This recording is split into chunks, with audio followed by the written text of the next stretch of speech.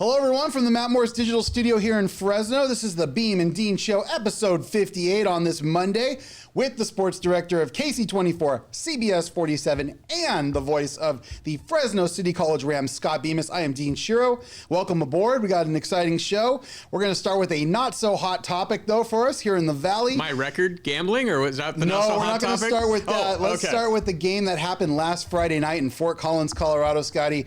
The Fresno State Bulldogs, the winning streak is now officially over, and we start anew. But tell us a little bit about what happened on Friday night from your vantage point. No, I think the Bulldogs are still trying to figure out what happened in that game, but just a combination of factors, right? Just everything kind of working against you.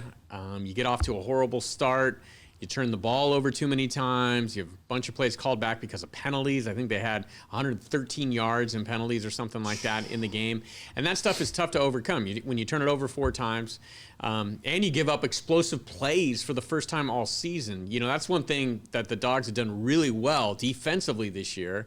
And some of that may be the fact that they hadn't played that great of offenses, to be honest. But they hadn't given up explosive plays. And, on the first series for Colorado State, they gave up a 73-yard touchdown run. They let a couple guys get behind them on pass plays, later in the first half. Suddenly, you turn it over on a scramble. You're E.J. Warner. You don't take care of the football. Scoop and score. And it's 35-7, Dean. Right. Colorado State in the first half of that game. I would have never seen that coming. A team who hasn't scored a lot of points these last few weeks, by the way, as well. They've been struggling. They took Washington to the wire, I think it was week 1 or 2. I think it was week 2 or 3, actually. And then ever since, they've been not great. So This is a real big bounce-back win for them, for the Mountain West, and for Fresno State. Where do they go from here, Scott? Well, this is the type of game that you go into it, and it's the type of game you need to win if you want to be a factor in the Mountain West if you're Fresno State. Not only because Fresno State comes in riding a 5-game winning streak, they're 5-1, while Colorado State's 1-4, but you're getting Colorado State seemingly at the right time. Colorado State, not a great crowd on hand for this game. It wasn't a typical, raucous road environment, but you kind of let the crowd that was there get into the game by the way you started the game. But when you really analyze it, Dean, you start to look back at some of those wins for Fresno State.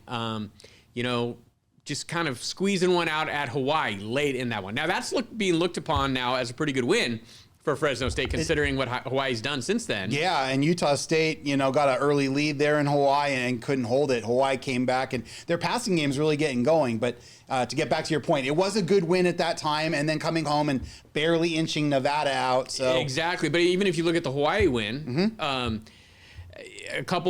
have a pick 6 for Fresno State. You get 4 turnovers. Right. You have another one that's almost a pick 6 that leads to a field goal from, Azilian Hamilton. But you're getting a bunch of turnovers. Then against Nevada, they get 4 turnovers in the first half, yet they only win the game by 3. Nevada actually has the football in the fourth quarter at one point with an opportunity to possibly take the lead. So there were some signs that maybe that record was not truly indicative maybe of where Fresno State was at, and we'd see what happened when they finally went up against some serious competition. Colorado State, we thought, hey, they're reeling more than Fresno, they're reeling big time, yes, right? Health-wise, everything else. So you figured that would be a win, but it just is one of those nights, right? It seems like Fresno State has been having 1 or 2 of these games every year over the last 3 or 4 years where it just is kind of unexplainable how it happens. And, before you know it, you look back at the end of the year and you say, man, that's one we wish we had back. Yeah, and then you had Bulldog Insider last night. So tell me, from your analysts and from Jackson and stuff, what did Entz have to say? What's kind of the final outcome of that game, and what are they going to do moving forward? Well, Entz pretty much put it all on himself. I mean, he did what you want to see a coach do. He took full accountability for the loss, said, hey, I didn't have the guys prepared to play, although he did say, we didn't perform the way we practiced all week. I thought we practiced well all week, but for some reason it didn't translate to the field, and I take full responsibility for that. He really didn't go into many specifics about it. Jackson asked him about the problems with, the run game and trying to get the run game going. And, he basically said, well, when you fall behind big like that, it's really hard to run the football because you got to get back in the game. You got to start putting it up in the air. And I don't think Fresno State's built to win games that way, by coming back from big deficits and having to throw it all over the yard like they did. Now, they still made some plays in the passing game. Josiah Freeman looked good, had 2 more touchdowns again for the second straight week. E.J. Warner makes some plays, But unfortunately, there's just too many big mistakes that are still happening for him on a consistent basis. I think the penalties are the thing that's going to drive Coach Entz crazy, right? Because you had plays getting called back, all this stuff. Yeah, they go into the bye week now. Right, another bye week, right? With a very unique schedule. You had mentioned to me earlier, 3 bye weeks this year. That's weird, yeah. Right, because they played week 0, right? But now they get ready for a pretty stiff couple tests coming up here, starting with the home game against San Diego State a week from Saturday. Now, we've seen before, you and I have both seen it with college football. Things can flip on their head. Like 1 week, Fresno State can look horrendous, right? At Colorado State. 2 weeks later, against a very good San Diego State team that's coming into town, who has been rolling the last few weeks. Suddenly, it can flip on its head, and you don't really know. Team up 35-7, and you really don't know how to explain it sometimes. Pretty confident the Bulldogs are going to respond. They have the right leadership on that team, and I think they have the right message coming from the coaching staff. Yeah. I think that's going to be a very good football game on the 25th against San Diego State. Looking forward to that game. Yeah. Should be a good one.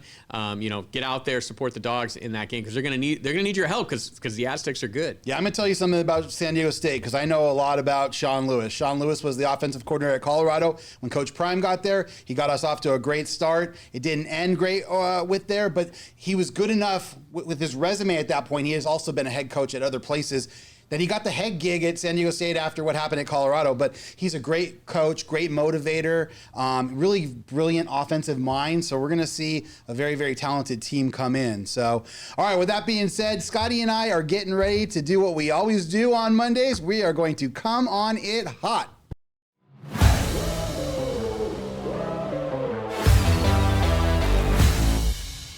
All right, Scotty, right back to college football again. Why get away?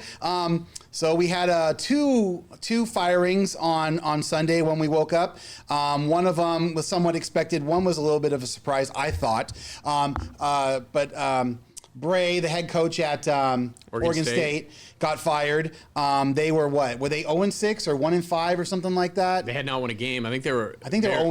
I think 0-6 or 7 at this point. Something like that. And then the real, to me, a little bit of a shocker, even though they were kind of heading downhill. But James Franklin, getting fired at Penn State on Sunday.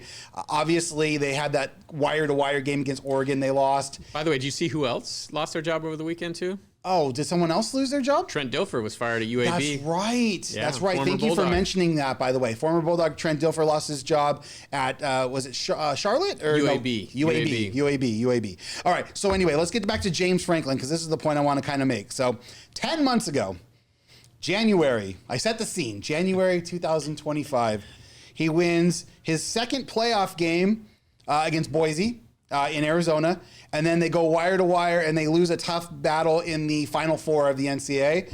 Start this season, gets off to a good start. They hammer Nevada.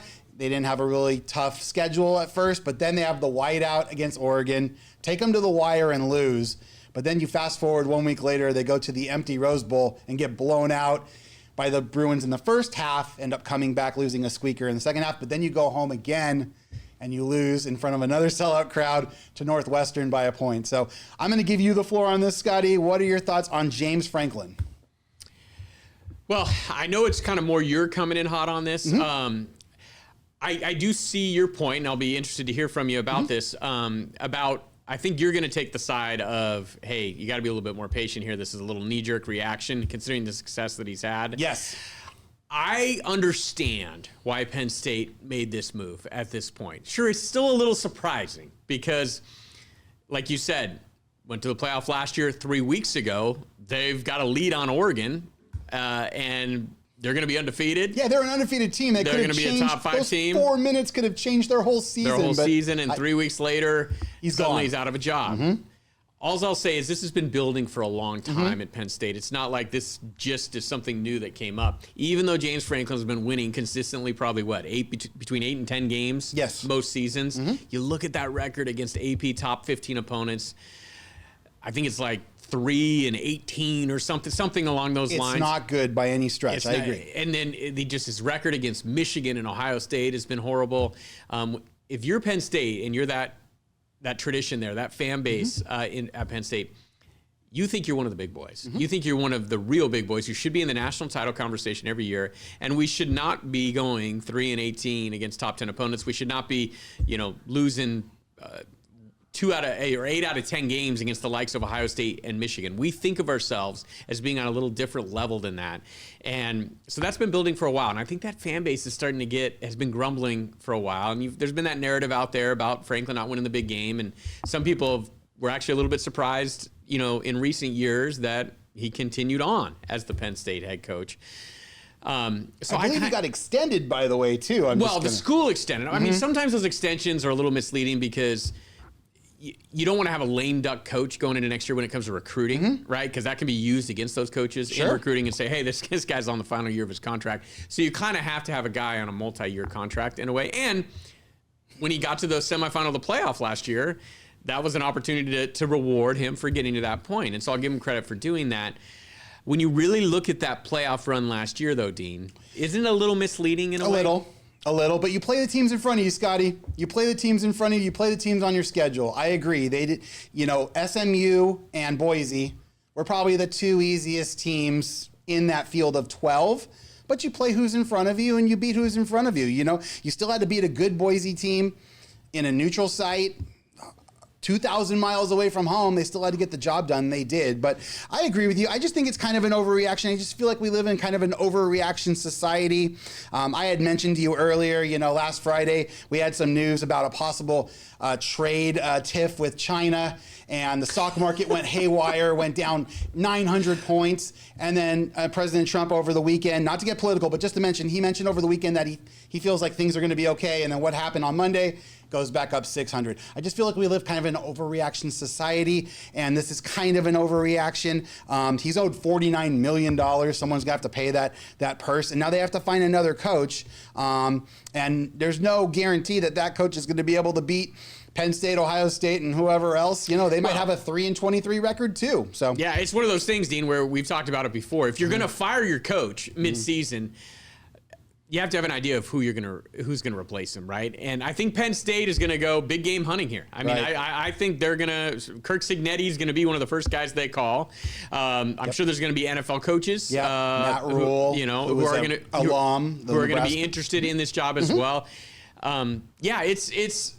They're gonna shoot for the stars here, and we'll see if they land that person. I think they'll probably will be able to, because there's such a good infrastructure base there at Penn State, so much tradition.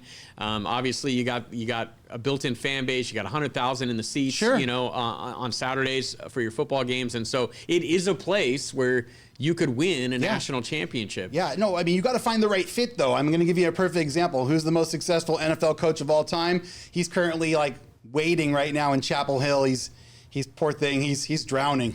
So are you saying Bill Belichick's going to be the next head coach at Penn State? I'm not saying that Bill Belichick's going to be the next head coach, but they had a Bill coach who was very, very good, and he was the right fit at the right time. Bill O'Brien was the coach at Penn State after the whole Paterno thing.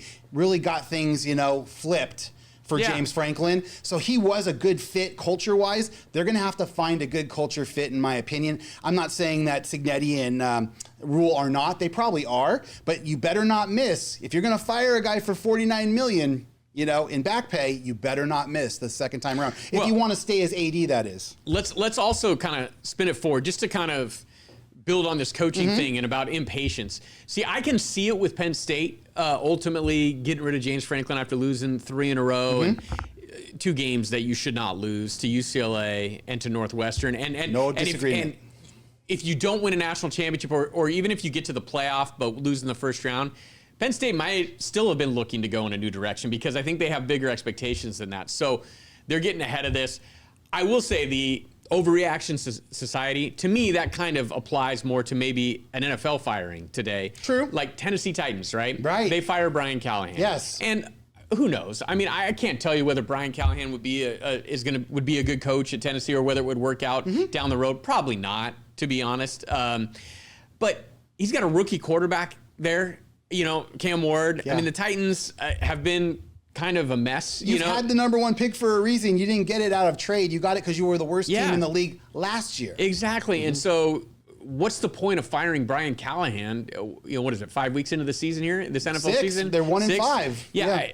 I mean, don't you have to let him at least build something this year, at least see what he can do? Maybe in the back end of the year, maybe they start to show a little promise. Maybe Cam Ward starts to come on a little bit. To me, that fits more of the overreaction, because in Penn State's case, at least, although I get the spirit of what you're saying, Sure. there is so much negative vitriol probably coming from that fan base right now. I get it. That if you're in that market, if you're at Penn State, you are just, you're engulfed in it, right? Yeah. If you're the AD and everything else. Yeah. And it's hard. I mean, it's hard to exist in that universe because, people are going to the game, especially for the rest of this season. Now Right. they already have 3 losses. Right. They're almost rooting for more losses at that point. I've been there with USC coaches, listening to the fan bases at the Coliseum. Yes. Just going, what are we doing? I mean, and almost rooting against your own team because you're trying to get rid of the coach. Whether that's fair or unfair, that's just the reality of the situation. No, I totally get it. And you've got a great point.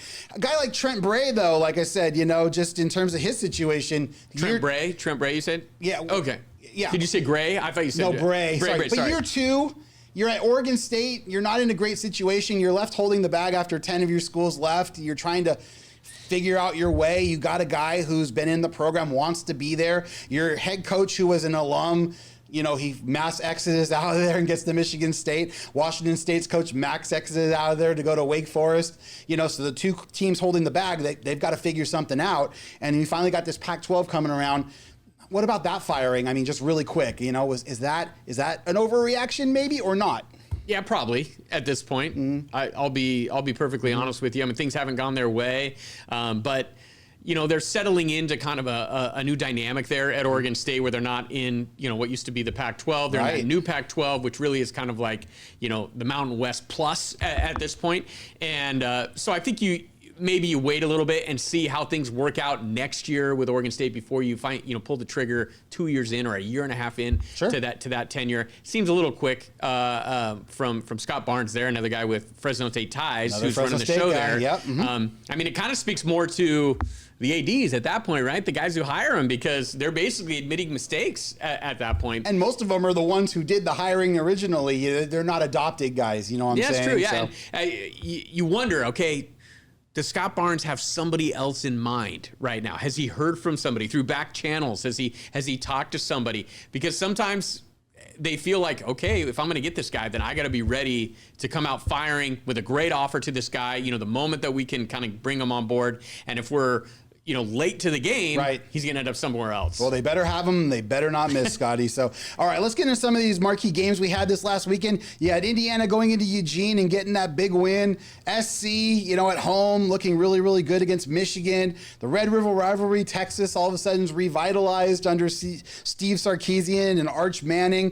Kalen DeBoer gets another marquee road win in the the SEC. And then UNLV stays undefeated under Dan Mullen. Dan Mullen comes out of the broadcast booth and all of a sudden it's like 6-0, feeling good. So let's just recap a couple of those games. What caught your eye this weekend when you weren't doing FCC? Well, obviously the Indiana win in Eugene is just a huge win for that program, and it really makes a statement that Indiana is here to stay and that they're for real right now under Kirk Cignetti. And wouldn't you love to be Kirk Cignetti right now? Because imagine the leverage you have with that Indiana athletic director and their administration, because his name is being bandied about, obviously, for the Penn State job, where people are going to start speculating, at least, with regards to that. Very which true. means he's going to be able to, if he stays at Indiana, call his number, cash in with a big new contract. And if you're Indiana, really, you got to come up with the money at this point to make sure he stays in Bloomington, because he's got that program on the map for the first time, really, probably since, I don't know, the 1950s or 1960s. Yeah, I mean, for them to go cross country and win that game in a very tough environment. You got College Game Day there.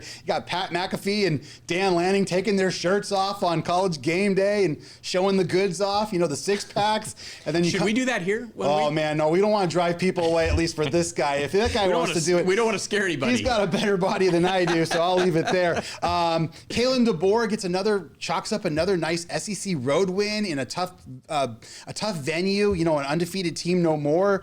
Dan Mullen, just pulling wins out of his hat. Arch Manning was buried dead and gone, and then they win they beat Oklahoma at the Cotton Bowl. USC, they come off the disappointing loss to Illinois on the road, and now all of a sudden they're getting ready to go to South Bend with a lot of vigor and positivity. So, yeah, the table's set, Scotty. What do you think? Well, I think Bama is probably, for me, is like the second biggest storyline out of there. Is the way they've responded from that opening loss to Florida State really speaks to, the job that Kalen DeBoer is doing there at Alabama, because, I mean, the wolves were out for him after that Florida State loss to begin the season, and that program has responded. I got to say, I really like their new running back, too, number 74, Proctor. I don't know where he's been. I mean, he could really run the ball, you know. He's one of their offensive linemen that they give on the goal line, and the guy just runs people over, folks. If you haven't seen him, Caden Proctor, I believe is his name. He is a animal. So go ahead. Isn't that great though? Yeah, no. Every time he's in the game, it's a blast. I think they even threw him a pass at one point, didn't they? Like in the previous game, they threw him a screen. Yeah, they threw him a pass. But boy, that Bama team is really rallying around Kalen DeBoer, and it's great to see because we're obviously big fans of DeBoer here in the Valley. Absolutely. He's such a brilliant offensive mind, too. I mean, honestly, you know, now he's reunited with Grubb.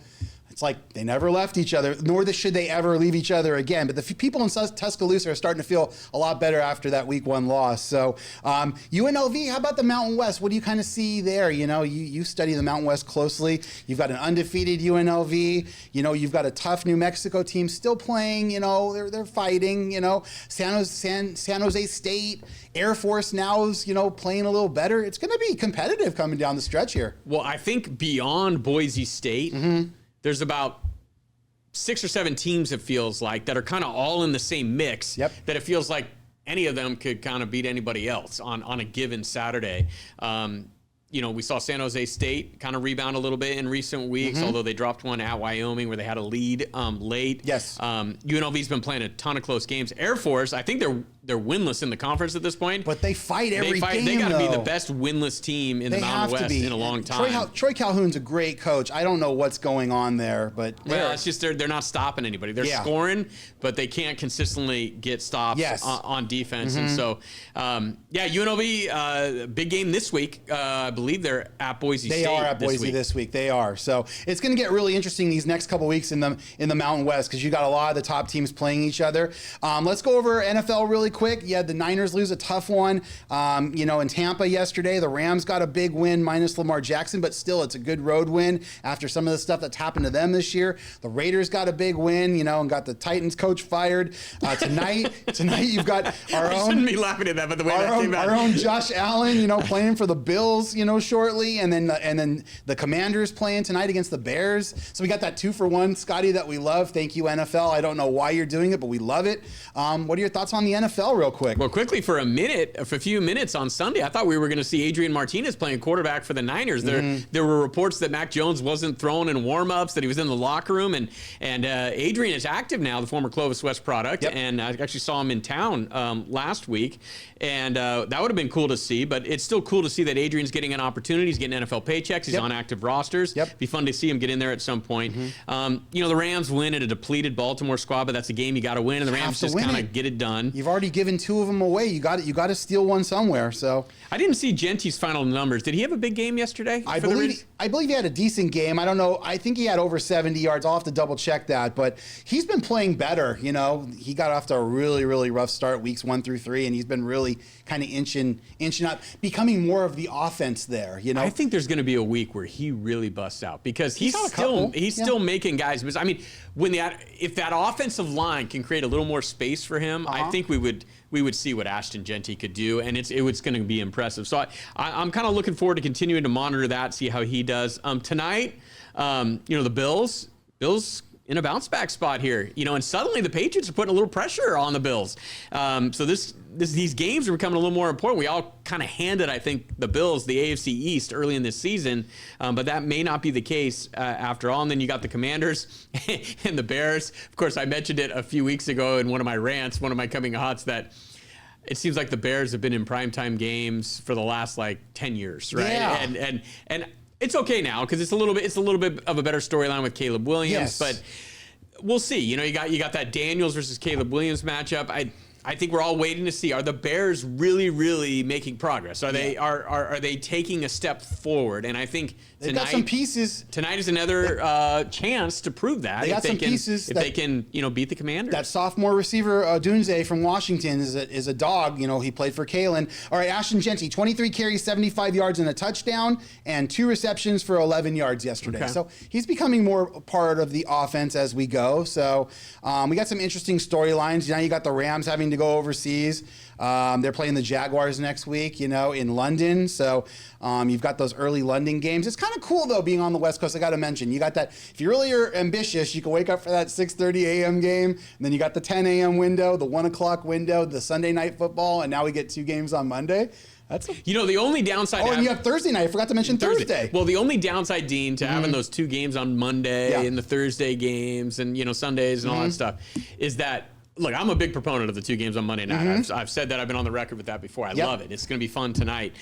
But occasionally when you start getting so many games on these other nights, if you have too many buys in a given week, sometimes that Sunday window can get a little thin. Let's just put it that way. You don't always have the greatest matchups, although the red zone is kind of the saving grace for that sometimes. But Sunday was one of those like early windows. There were a couple games that got a little pretty interesting late, but for a while there, it was looking a little dicey as far as agree with you. Some important games. Yeah, I've told you how I felt about that 10 a.m. window. I feel like there's too many games stacked there. There should be a few more. Usually there's only 3 to 4 games in that 1 o'clock window, but that's because it's later on the East Coast. But I digress. Let's get into our money plays.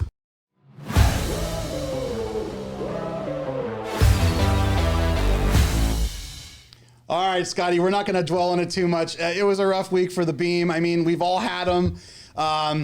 He went from 1,035 to 372.20. He took 6 shots, and unfortunately, he missed 6 bullets. But some close ones there, I want to say. Number 2, Arkansas, Tennessee. I think he missed it by 4. Number 3, he missed it by 1.5. South Carolina lost by 10. Oregon losing at home to Indiana. Who thought? And then the Chargers probably was the worst one. They led the whole game by more than 7, and then ended up winning by 2, I think it was. So, do you want to talk about it real quick? Real quick. We'll move on because I don't want to delve on this too much here. An 0-6, never good for the resume over here. South Carolina, they were covering the whole game and then gave it away late. Arizona State, I knew I was in trouble there once news came out that Sam Leavitt, their starting quarterback, wasn't going to play. Didn't know that was going to happen. The pick was made before then, though, folks. Yeah, the pick was made before that. UNLV got there, thankfully, but Oregon money line against Indiana. That's the danger with those money lines. It's tough. You got to hit 2 of them. Chargers, should have been a winner. Probably of these 6 games, Chargers was probably the one that should have been, along with South Carolina, I think, too, to a little those to 2, a degree. I believe, yeah. And then Arkansas, Tennessee was on pace for over 68, and they slowed down. Yeah, I don't know if you saw that. I'm kind of surprised that Oklahoma and Texas are struggling offensively as much as they did. But I guess the odds makers had that number that low for a reason. But we're moving on. We're moving on and moving forward, Dean. Okay, I'm just gonna go over mine real quick because Scott's got some edge plays for you guys for this week. I'm just gonna show you really quick. I hit 3 out of the 9. I have one that's pending. The Aces. Congratulations to the Las Vegas Aces. They won the WNBA championship. I have the Dodgers on the other side. That could be a very nice one. I hit 3 of them. I hit the Eagles Giants over on Thursday night. I hit USC money line and USC Michigan under 57.5 on Saturday, and then had to wait late in the night to see Hawaii finally get that last one to check all the boxes off and hit a nice one there. And then I've got several plays this week. I won't go over them all, but a couple of player props going on for baseball. I do have tonight. I said Falcons Falcons getting 4.5. I think they're going to lose by about a field goal to the Bills. If not, they might win it outright. Commanders at home. 5.5, we'll see. We'll see what kind of team the Bears are tonight. Who knows? Some player props, and I got an NHL parlay there. But my man Scotty, really quick, he's got a couple of edge plays for you guys. So let's be all ears. I'm going to give you some early leans. Go for it. Dean we got about a minute. Dean has been very hot lately, so I'd just be interested to get your thoughts on this. Go for it. All from the college ranks. Okay. I like early lean. Okay. Duke at home against Georgia Tech, basically on the money line. It's about even money, minus 125. I like it. They've been playing hot. They blew Cal out in Berkeley. So, yeah. TCU at home. You only have to lay a field goal against Baylor. What do you think of that? And they play better. TCU plays much better at home than they do on the road. They got lucky a couple weeks ago against Colorado, but they ended up pulling it out. Go ahead. I was also kind of surprised by this line. South Carolina is getting 5.5 at home against Oklahoma. Yeah, I took that as well because we don't even know if Mateer's going to play. He was kind of a mess this last weekend, coming in and out of the game, holding his thumb. So, yeah, I like that one, too. So, is that 3 for 3? Dean, agree on these plays? Yeah, we might have something here shortly. We're going to have our picks, though, on Thursday. We got about 10 seconds. One more for you. Air Force, minus 5.5 at home against Wyoming. I like it. All right, I'm going for a 4 for 4 there. So, we'll be back on Thursday. For Scott, I'm Dean. This has been the Beem and Dean Show.